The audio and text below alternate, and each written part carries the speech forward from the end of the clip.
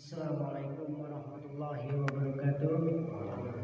Alhamdulillahirabbil alamin wa bihi nasta'in ala umuri dunya wa din la haula wa la quwwata illa billahil aliyyil azim. Rabbi sholli sadri wa yassir li amri wa hlul 'uqdatam min lisani yafqahu qawli. Puji syukur dipanjatkan kepada Allah Subhanahu wa taala.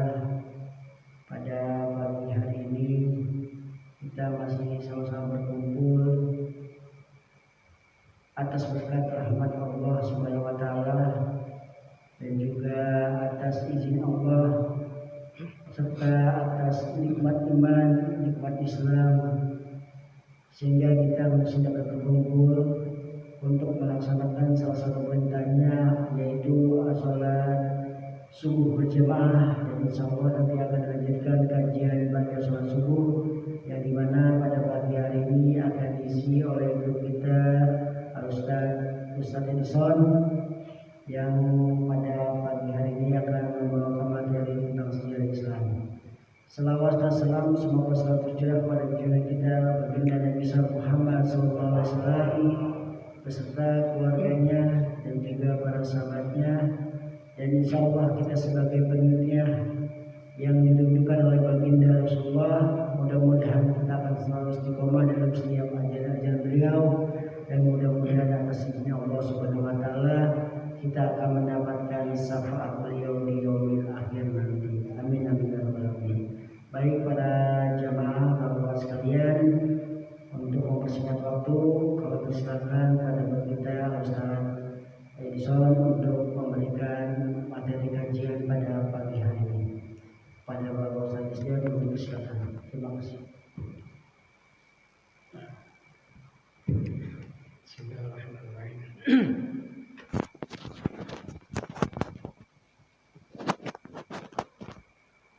Assalamualaikum warahmatullahi wabarakatuh.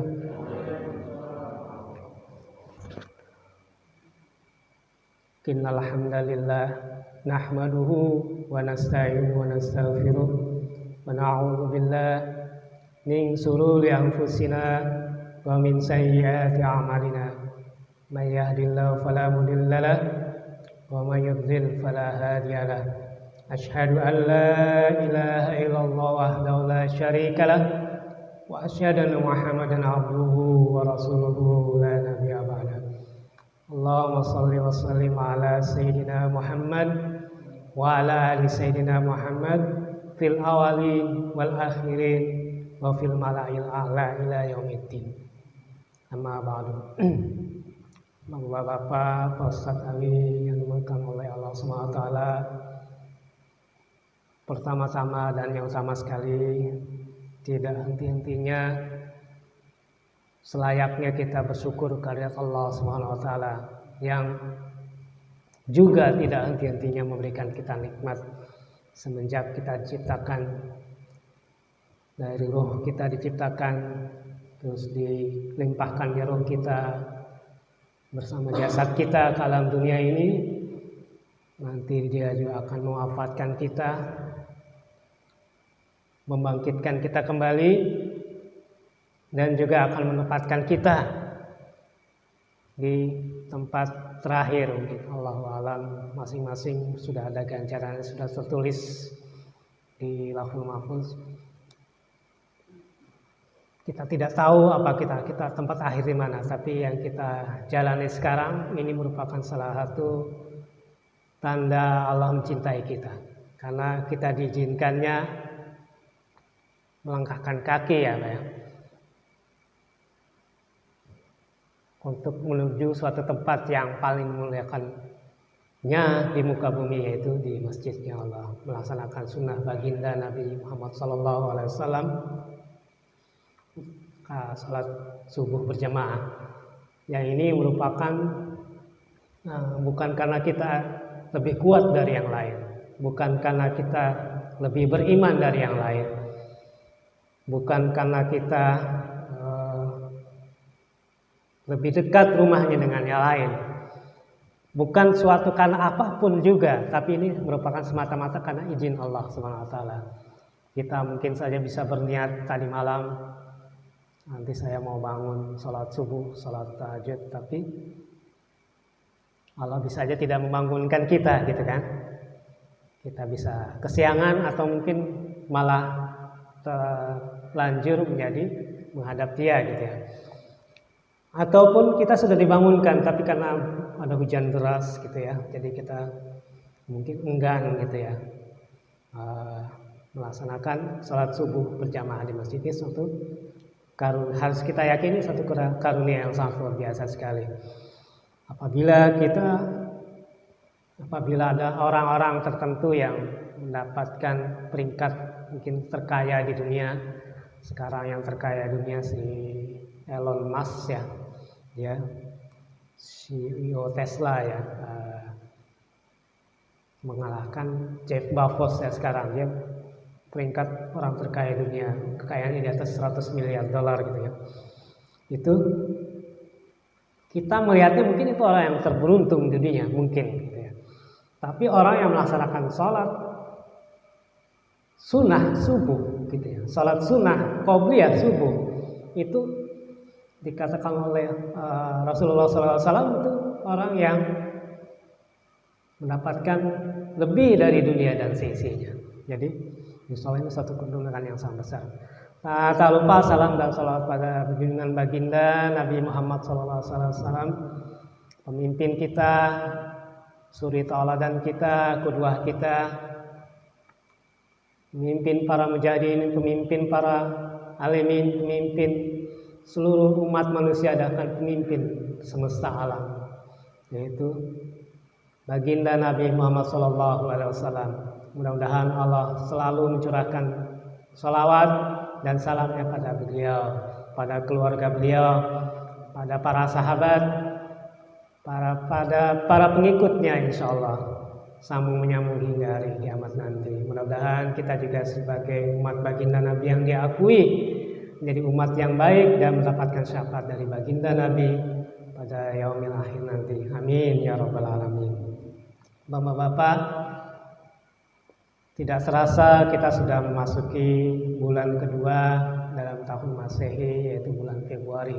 Padahal seakan-akan kita baru kemarin ya, tahun baruan, dan juga tahun 2020 kita lalui juga seperti baru kemarin gitu ya. Tentunya tahun 2020 kita lalui juga dengan penuh ujian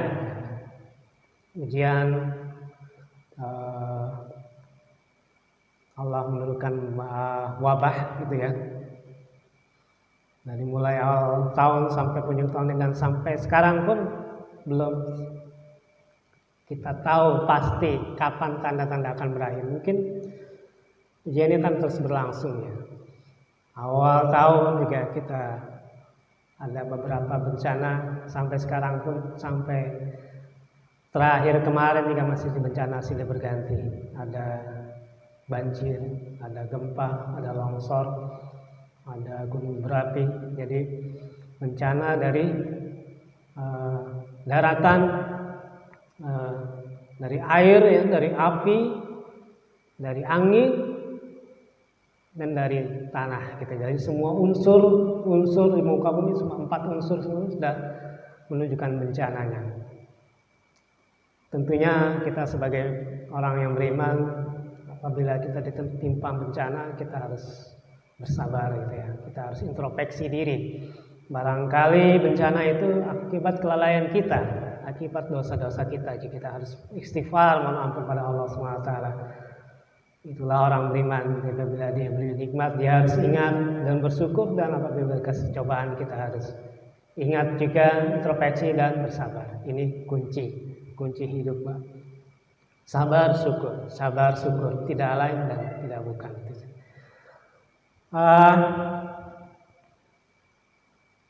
Dan di luar semua itu ada bencana yang lebih hebat lagi, yaitu diangkatnya ilmu. Diangkatnya ilmu dengan diwafatkannya beberapa ulama. Ini mungkin saya sembari mengingatkan kembali kepada bapak-bapak yang sudah ingat apa. Intinya hari ini saya cuma sharing masalah ilmu, keutamaan, kewajiban, dan bagaimana kita sebagai seorang muslim terhadap ilmu tersebut ini.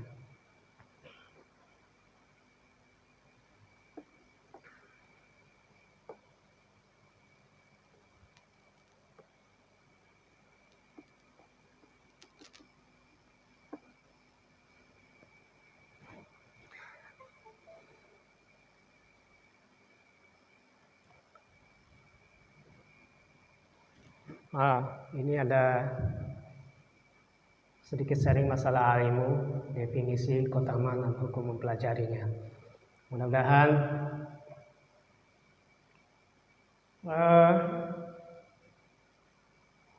mungkin kedepannya akan semakin banyak diangkat ilmu. Untuk itu tentunya kita sebagai seorang muslim, kita tetap harus mempelajari ilmu gitu. Walaupun banyak ulama yang diangkat, itu cukup ujian bagi kita. Kita harus tetap memperdalam diri kita, meningkatkan keilmuan kita, agar mudah-mudahan kita juga menjadi salah satu yang bisa sharing lebih banyak ilmu kepada yang bisa bermanfaat, paling tidak bagi diri sendiri, keluarga, dan lingkungannya. Ini ada beberapa sari yang diambil dari kitab dari Syekh Muhammad bin Shalih Al-Utsaimin, makalah ilmu dan Ustaz Muhammad Yusran Nasrani. Secara bahasa, ilmu adalah pengetahuan secara pasti terhadap sesuatu dengan hakikatnya. Dari Ibnu Qayyim juga, ilmu adalah perkataan Allah Azza wa Jalla, perkataan Rasulullah SAW, dan perkataan sahabat. Imam Syafi'i, ilmu adalah terdapat dalamnya hadasana yang disebutkan, dan apa yang selain itu adalah was-was syaitan. Ilmu adalah apa yang diturunkan Allah Ta'ala kepada Rasulnya berupa penjelasan dan hidayah. Ini yang kita ilmu secara umum ya. Perkataan Rasulullah SAW, sungguhnya para nabi tidak mewariskan dinar atau dirham. Yang mewariskan adalah al-ilmu. Barang siapa yang mengambil warisan tersebut, maka ia telah mendapatkan sesuatu yang besar. Hadis riwayat Abu Daud dan Tirmizi. Perkataan Rasulullah SAW, kalian lebih tahu tentang urusan dunia kalian. Ini hadis riwayat Muslim. Jadi waktu ini tentunya kalau kita meyakini Rasulullah sebagai sultan, sebenarnya Rasulullah tahu gitu tentang urusannya. Cuman ini Rasulullah ingin mengutamakan kalau misalnya di luar ilmu agama itu kita bisa mempelajarinya gitu ya. Karena tidak biasanya ilmu di luar agama, ilmu teknologi, ilmu segala macam itu didapat dengan cara penelitian sebagai penggalian lebih dalam gitu. Ini di luar konteks ilmu agama gitu ya. Ilmu lain seperti fisika, kimia, akuntansi tetap memiliki faedah jika memenuhi batasan sebagai berikut: menolong dalam ketaatan kepada Allah Azza wa Jalla dan menyebarkan agama Islam, dapat bermanfaat bagi hamba-hamba Allah. Jadi konon dulu kala waktu Wali Songo disebar dari kekhalifahan Islam pada zaman dulu itu tidak cuma jadi yang dikirim oleh Khalifah Turki Utsmani ke negeri kita Nusantara itu cuma tidak hanya ulama yang paham tentang ilmu agama, tapi di situ ada juga ilmu pertanian, ilmu perikanan segala macam, itu juga untuk dalam rangka membantu dakwah gitu ya. Ini ilmu yang di luar itu tentunya bermanfaat gitu ya. Jadi kadang sekarang banyak orang tua mungkin menyekolahkan anaknya ke sekolah tahfiz Quran. Ini penting gitu ya. Artinya walaupun pada akhirnya dia menjadi seorang dokter, seorang insinyur, seorang mengurusi pekerjaan-pekerjaan di luar ilmu agama, tapi tetap ilmu agama tetap penting gitu. Cuman dia bagaimana bedanya dokter yang beriman, pekerja yang beriman, tentunya dengan ilmu agama. Jadi ilmu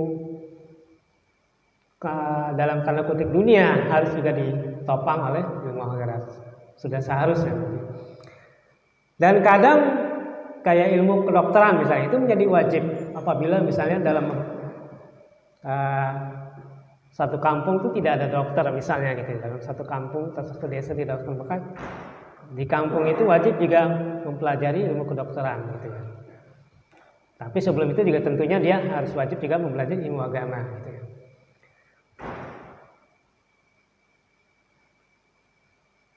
Ilmu amalan yang tidak terputus pahalanya, sebagaimana hadis, jika manusia meninggal maka terputus amalnya kecuali 3 perkara: sedekah jariyah, ilmu yang bermanfaat, anak soleh, orang tua. Hadis Bukhari.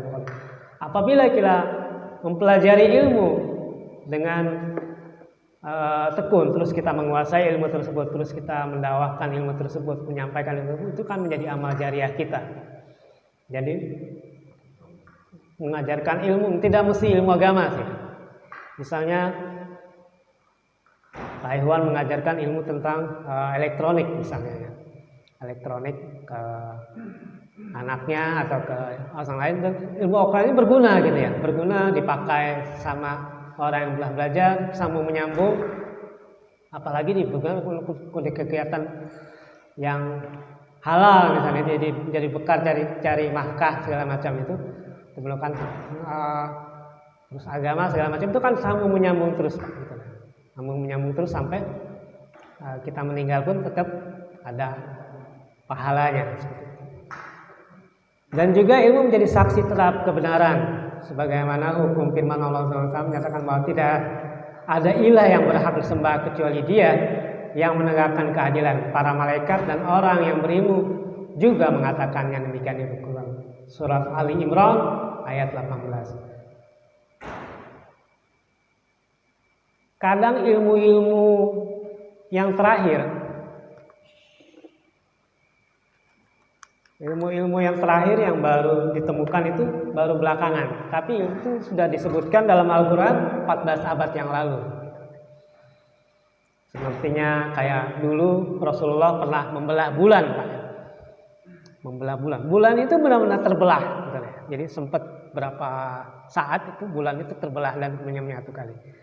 Tapi baru ditemukan sekarang, Pak. Artinya ilmuwan angkasa sekarang sudah baru menemukan bahwa emang bulan itu pernah terbelah.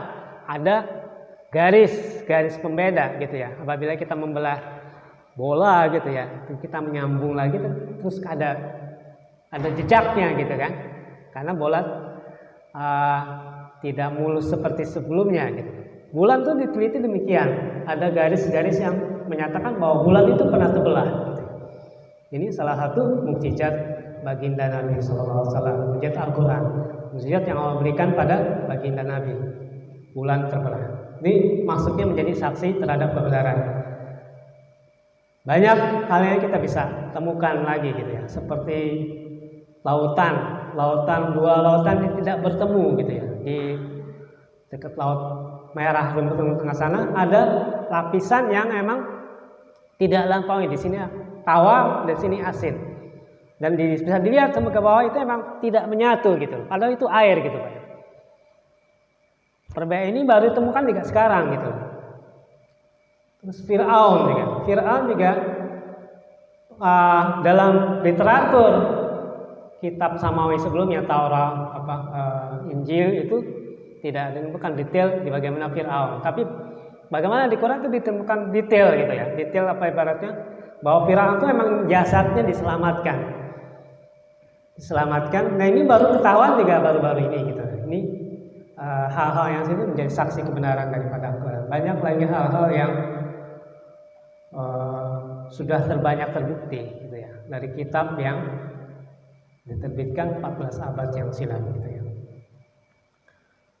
Allah juga memerintahkan pada Nabi-Nya Muhammad SAW untuk minta ditambahkan ilmu. Kalau disini ilmu, ya Allah katakanlah tambahkan kepada ilmu.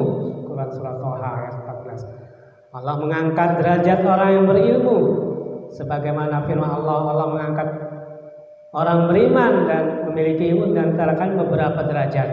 Allah mengetahui, maha mengetahui apa yang kamu kerjakan. Al-Mujadilah ayat 11. Berapa derajat Bapak kira-kira orang yang biasa dengan yang berilmu? Itu dalam banyak hadis ada yang disebutkan 500 derajat. 500 derajat. Ada yang disebutkan dengan 70 derajat. Ada yang disebutkan dengan 60 derajat. Intinya derajatnya tinggi gitu ya. Orang yang berilmu dan yang tidak berilmu. Yang mana dalam 500 derajat itu antara satu derajat satu dengan derajat lain itu 500 tahun perjalanan.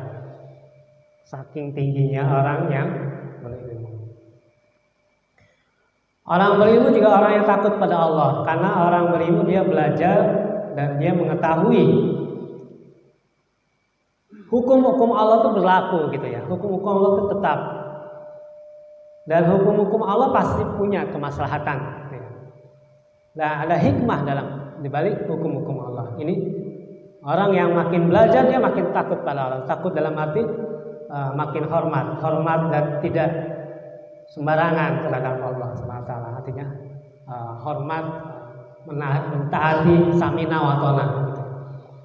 Sungguhnya orang yang takut pada Allah di antara hambanya hanyalah orang-orang yang berilmu. Quran surat Al-Fatir ayat 24. Ilmu adalah anugerah Allah yang sangat besar. Sebagaimana firman-Nya, Allah memberikan hikmah kepada siapa saja yang dikehendakinya, dan barang siapa yang Allah beri hikmah maka ia telah diberi kebaikan yang banyak. Al-Baqarah ayat 269. Ilmu juga merupakan tanda kebaikan Allah pada seseorang. Barang siapa yang Allah menghendaki kebaikan padanya, maka Allah akan membuat dia paham dalam agama. Hadis riwayat Bukhari dan Muslim. Jadi kalau kita senang belajar agama apa? Menghadiri majelis taklim seperti ini, belajar sendiri, mungkin baca-baca buku itu, tiba-tiba ada keinginan itu, berarti Allah menghendaki kita berjalan ke arah kebaikan gitu. Kalau kita dilupakan atau dihilangkan, tapi kita kepada hal-hal mubah yang lain gitu, misalnya tidak belajar atau misalnya gitu, melaksanakan hobi yang tidak perlu misalnya gitu ya. Terus kita makin jauh dari Allah, berarti kita tidak diinginkan kebaikan pada kita. Jadi kita nilai saja diri kita seperti itu gitu ya. Kalau kita mulai malas ibadah, berarti itu tanda-tanda Pak, Allah tidak menghendaki kita kebaikan. Tapi kalau kita makin rajin, sholat tahajud, sholat baca Quran, tambah banyak sedekah, tambah banyak, makin banyak kebaikan, berarti Allah menghendaki kita kebaikan. Kita harus fix dan istiqomah gitu. Jangan sampai lalai lagi gitu. Karena tergantung itu, nanti kita dihitung tergantung istiqomah kita sampai akhir hayat itu husnul atau su'ul gitu ya. Menuntut ilmu juga merupakan jalan menuju surga. Barang siapa yang menempuh suatu jalan dalam rangka menuntut ilmu, maka Allah memudahkan baginya menuju surga. Ada kisah nyata gitu ya, taruhlah di Timur Tengah sana, ada tukang gali kubur Pak. Tukang gali kubur di perkuburan Madinah gitu ya. Jadi memang tugasnya dia gali kubur. Suatu ketika dia menjadi kubur jasad seseorang gitu ya. Di Madinah sana ada yang meninggal. Jadi dia gali, terus dia mau letakkan itu mayatnya, dia letakkan. Tiba-tiba mayat itu ada yang menjemput gitu ya. Orang putih-putih gitu ya, menjemput mayat itu. Terus kubur itu kan 2x1 Pak ya, sempit gitu ya. 2x1, dalamnya mungkin 2 meter ya, tergantung gitu ya. Itu sempit gitu. Tapi tukang kubur itu melihat luas gitu. Tiba-tiba luas, dan orang yang mayat tadi dijemput oleh laki-laki, dia gotong gitu ya. Terus mayat itu didudukkan suatu duduk di mana suatu tempat itu luas sekali gitu ya. Kaget, saking kagetnya dia pingsan gitu ya, tukang gali ini gitu ya, pingsan. Habis itu ya sudahlah, dia pikir mungkin setelah siuman biasa kubur gitu ya. Di lain waktu dia juga menguburkan lagi seseorang, dan sama seperti itu gitu ya. Artinya begitu baru diletakkan di tanah, tiba-tiba mayat itu dijemput oleh laki-laki berpakaian putih gitu ya. Dijemput dan dijadikan kuburan itu seluas memandang lagi gitu ya. Dan orang tadi diletakkan di suatu kursi tempat duduk yang megah gitu ya. Pingsan lagi tukang kubur ini gitu ya, pingsan lagi. Akhirnya bangun dan seperti biasa masih aneh gitu ya, masih mencari. Kemudian akhirnya suatu lain waktu lagi seperti itu lagi gitu ya. Jadi ternyata dia pingsan lagi. Akhirnya dibangun, dia baru dia tergerak, nih kenapa? Siapa ini yang mati gitu? Mendapat keutamaan seperti ini gitu ya. Dirunut-runut yang mati ini ternyata 3 bersaudara Pak. Jadi yang pertama kakaknya duluan meninggal, terus adiknya lagi gitu ya. Jadi dirunut-runut siapa yang punya jenazah, karena mungkin kebiasaan di sana dikuburkan begitu aja, tidak terlalu banyak upacara macam-macam, dikubur gitu aja. Jadi tidak banyak. Ini cari siapa yang ketemu ibunya masih ada gitu ya. ibunya dari ketiga putra tadi masih ada. Nah, ini diceritain gitu. Kenapa anak ibu ketiga-tiganya mendapatkan kemuliaan keutamaan seperti itu gitu ya. Ibunya bilang mereka tuh biasa saja, cuma mereka tuh mati dalam rangka menuntut ilmu gitu. Maka mereka meninggal dalam rangka menuntut ilmu. Mudah-mudahan kita di sini semuanya meninggalnya demikian ya Pak, karena kita niat mencari ilmu ya Pak ya. Amin. Dan kalau kita punya harta banyak tidak boleh hasad Pak, nggak boleh ngiri Pak. Itu udah rezeki. Tapi kalau kita punya ilmu, kita boleh ngiri pada orang yang banyak ilmunya gitu ya. Dibolehkan hasad kepada ahli ilmu. Tidak ada hasad kecuali dalam dua hal, yaitu orang yang diberi harta tapi dia menggunakan. Maksudnya menggunakannya ini bukan hartanya, bukan karena dia kaya, tapi karena dia beramalnya gitu ya. Ada yang kaya tidak beramal ya, kita tidak boleh hasad ya. Yang beri harta yang menggunakan dengan mudah, dan orang yang diberi hikmah atau ilmu lalu dia mengamalkan dan mengajarkannya, kita boleh hasad. Hadis riwayat Bukhari. Malaikat membentangkan sayap kepada penuntut ilmu. Sungguhnya para malaikat benar-benar membentangkan sayapnya karena ridho atas apa yang dicarinya.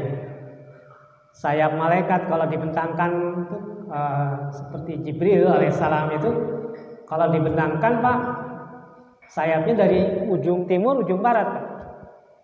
Itu bentangan sayap malaikat Jibril gitu ya. Jadi mereka ridho, mereka memohonkan ampun, mereka mendoakan kita yang orang yang menuntut ilmu. Yang maksudnya hukum menuntut ilmu. Dari Anas bin Malik dari Rasulullah SAW, beliau bersabda, mencari ilmu adalah fardu atas setiap muslim, fardu ain Pak, cari ilmu. Dari mulai buayan sampai liang lahat. Jadi tidak pernah berhenti Pak. Ilmu agama terutama harus kita tuntut terus gitu.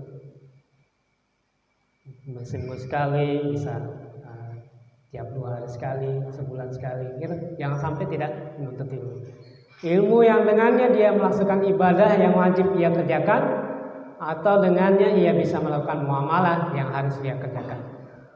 Mungkin sekarang kita banyak fokus pada ilmu ibadah ya Pak ya. Ilmu sholat, ilmu wudu, ilmu taharah. Tapi kita sering lupa ilmu muamalah Pak. Ilmu muamalah kita tuntut nggak Pak? Misalnya Bapak mau dagang nih gitu ya. Tuh kita harus menuntut juga ilmu dagang gitu Pak. Mana yang hukumnya wajib, mana yang sunnah, mana yang halal, mana yang haram, itu harus wajib. Mau transaksi gitu ya. Kalau dalam jual beli perlu akad nggak Pak? Perlu akad nggak Pak dalam jual beli? Nah itu sering kita lupa Pak. Walaupun sebenarnya kita tidak mengucapkan sebenarnya akad, tapi sebenarnya ada yang ulama yang mewajibkan akad gitu. Akad itu apa Pak? Misalnya kalau akad nikah hafal Pak ya? Nah, lupa ya. Kalau lupa perlu di refresh lagi Pak. Jadi saya terima nikahnya gitu kan. Saya terima nikahnya Fulan binti Fulana dengan mas kawin sekian sah tunai nilai saham misalnya. Terus apa?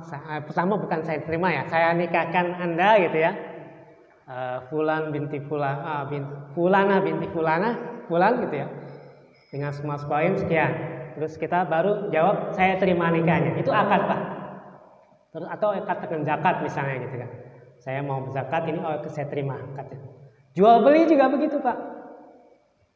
Saya bapak beli daging di pasar. Nggak perlu salaman sih, cuman kalau salaman lebih afdol gitu. Saya beli dagingnya ya 1 kilo 100.000. Yang jual juga jawab saya terima. Saya jual seadanya daging 100.000 untuk 1 kilo gitu. Itu sah, baru jual beli sah gitu. Ada yang membolehkan, emang sekarang ini dilupakan, banyak sunnah yang dilupakan gitu ya. Ada yang oke, pokoknya asal terima-terima. Cuman kan kita nggak tahu hatinya kan. Kadang kita misalnya daging sebenarnya harga 100.000, karena kita nawar-nawar jadi 90.000 gitu loh. Padahal yang jual nggak rela gitu ya. Dalam hati, ya udahlah terpaksa lah. Dalam hati ya, dalam hati dia terpaksa, daripada gua nggak ada uang gitu hari ini kan, wah dia jual rugi gitu loh. Tapi mau nggak mau, tapi walaupun itu ya mungkin rela, antara rela dan tidak rela gitu. Padahal jual beli itu suatu transaksi yang harus rela antara keduanya gitu. Ini mungkin ilmu yang hal gitu, belum lagi ilmu dinar dirham gitu. Tiba-tiba ditangkap aja yang punya dinar dirham, belum tahu ilmunya gitu. Terus tiba-tiba ngasih sertifikat wakaf, belum tahu ilmunya gitu. Harus belajar dulu gitu, jangan sampai kita salah gitu ya. Mayoritas ulama tidak membolehkan wakaf uang gitu. Tapi sekarang kita disuruh wakaf uang gitu ya, gara-gara mungkin negara sekarang lagi krisis ya. Harus belajar dulu, mendingan jangan terbitkan sertifikat wakaf, mungkin sertifikat infak, sertifikat sedekah lebih bagus. Sertifikat hibah mungkin lebih ini. Sekarang wakaf itu khusus gitu ya. Ada yang membolehkan emang wakaf itu dengan uang, tapi dalam kondisi sesuatu kondisi. Tapi jumhur ulama wakaf itu tidak boleh dengan uang, wakaf itu dengan barang, dengan tanah misalnya gitu. Atau misalnya saya wakaf karpet misalnya gitu ya, untuk sejadah masjid itu wakaf yang benar seperti itu. Jadi kadang-kadang kita mau coba Islami tapi kita tidak belajar dulu hukumnya gitu ya. Dinar dirham sudah Islami malah ditangkap gitu ya. Hal-hal ini kita harus belajar. Saya tidak mendeskripsikan siapapun gitu ya. Kita harus belajar gitu ya. Untuk hal-hal yang seperti ini. Muamalah yang banyak kita lakukan. Muamalah gimana dalam pekerjaan, gimana kita ada akad di situ, kayak akad kerja tertulis kan Pak ya, akad kerja itu jam kerja jam 5 sampai jam 8. Jam 8 sampai jam 5 sore misalnya gitu. Ya itu kita kerja gitu. Kalau terus istirahat jam 11 sampai jam 1, ya kita istirahat gitu. Walaupun kita sholat, misalnya sholat asar itu kan sebenarnya waktu jam kerja itu Pak. Ya kalau kita bisa minta izin pada bos lebih bagus gitu ya. Tapi itu memang sebenarnya sholat tidak perlu minta izin, tapi tetap itu dalam rangka kita akad kita dalam perusahaan itu akad itu jam 8 sampai jam 5. Jangan sampai kita kurangi dari akad itu, karena kurangi nanti gajinya tidak berkah Pak. Seperti itu. Itu yang kita pelajari seperti itu ya. Hukumnya fardhu ain yang menjelaskan ilmu yang dimana ilmu itu menjalankan dia kewajiban seperti ilmu sholat, ilmu puasa, ilmu zakat, ilmu haji itu kita harus pelajari. Samping itu muamalah, karena muamalah ini juga umum gitu ya. Terus hal-hal yang lain kita perlu yang kaitannya dengan diri pribadi maupun dengan interaksi dengan orang lain, kita harus paham ilmunya gitu ya. Fardu kifayah dalam arti misalnya kayak ilmu kedokteran misalnya, dalam satu kampung wajib ada satu dokter misalnya, belum ada dokter kita harus penuhi kewajiban tersebut. Terus dalam satu kampung kan ada sholat fardu kifayah tuh, kita harus penuhi juga saat ada 1-2 orang yang paham tentang hukum memandikan jenazah misalnya gitu ya, hukum sholat jenazah segala macam, mengurus mayit segala macam. Hukum sunnah, ilmu-ilmu terapan yang ibaratnya perlu tapi tidak menggugurkan kewajiban seseorang, itu hukumnya sunnah. Ini baru tahap pertama ya, mungkin tambahan sedikit juga dalam kitab Ihya jilid 1 juga banyak tentang ilmu gitu ya Pak. Dalil-dalil itu hadisnya lebih banyak gitu ya.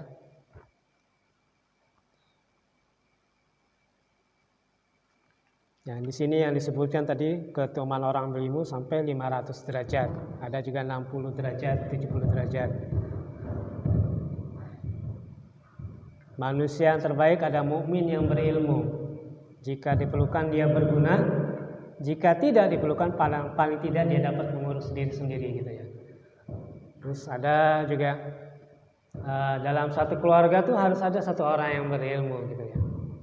Misalnya suami gitu ya, suami jadi dia bisa membimbing istri dan anaknya ke arah yang benar dalam agama gitu. Jangan sampai tidak ada orang yang berilmu, tidak ada orang alim. Alim itu maksudnya ilmu tentang agama ya Pak dalam hal ini ya. Kalau ilmu yang lainnya itu bisa wajib, bisa sunnah, bisa, tapi kalau ilmu agama harus wajib. Paling tidak misalnya dia misalnya tidak sholat berjamaah di masjid dalam satu hal, tapi dia bisa sholat berjamaah di rumah. Terus ngerti cara mendidik istri, ngerti baca Quran segala macam, bisa mengajarkan anak dan istrinya seperti itu. Itu ilmu-ilmu yang harus wajib dipelajari. Kalau dalam satu rumah tidak ada yang berilmu, misalnya kita punya anak putri misalnya, putri itu harus dinikahkan oleh orang yang berilmu, gitu. Seperti itu supaya ada cahaya dalam rumah itu, karena orang yang berilmu itu ibaratnya cahaya bulan di antara bintang. Jadi kalau kita lihat di langit itu yang paling kelihatan terang-terang kan bulan, Pak. Bintang itu cuma kelap-kelip jauh gitu ya. Orang yang berilmu dengan yang tidak berilmu seperti bulan dan bintang-bintang. Barangkali itu sekedar sharing, mengingatkan kita kembali, terutama pada diri saya pribadi gitu ya, untuk mengotakkan ilmu. Apa yang kita hadir di masjid ini bukan semata-mata cuma ngopi, ngeteh, makan cemilan gitu Pak ya, tapi semata-mata menuntut ilmu. Dan ini berjihad Pak. Darah orang yang berilmu sama orang yang berjihad berat mana Pak? Berat mana ditimbang kalau Bapak tahu mungkin? Kalau ditimbang berat darah ulama sama orang yang berjihad berat mana Pak? Berat ulama. Itu orang berjihad. Jadi 3 orang yang bisa memberi syafaat gitu. 3 orang yang bisa memberi syafaat. Pertama para nabi-nabi, yang kedua alim, orang yang berilmu, para ulama, yang ketiga orang yang syahid.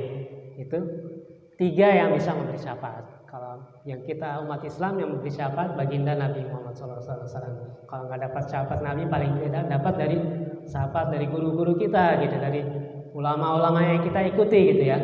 Sambung menyambung sampai Rasulullah, karena ulama yang pewaris Nabi ya, bukan ulama yang tidak mewarisi Nabi gitu ya Pak ya, tapi ulama yang mewarisi Nabi yang telah berjasa. Dan juga alim-alim seperti orang yang hafiz Quran itu dia bisa memberikan syafaat 70 keluarganya itu.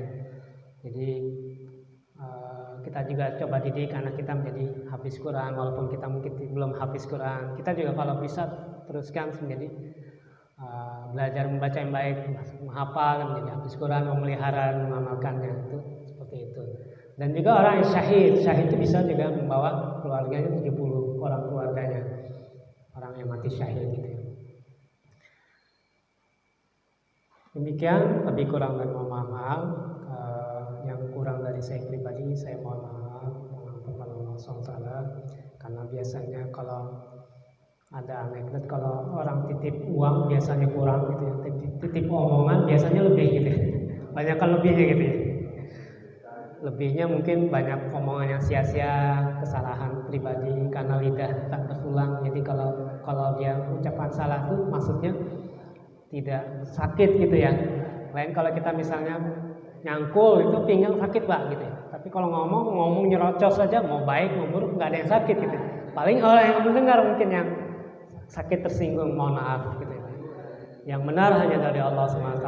Mudah-mudahan kita bisa mengimani, menghayatinya dan mengamalkannya dan menyampaikannya terutama pada yang lain gitu ya. Amin ya rabbal alamin. Subhanakallahumma wa bihamdika asyhadu an la ilaha illa anta astaghfiruka wa atubu ilaik. Assalamualaikum warahmatullahi wabarakatuh.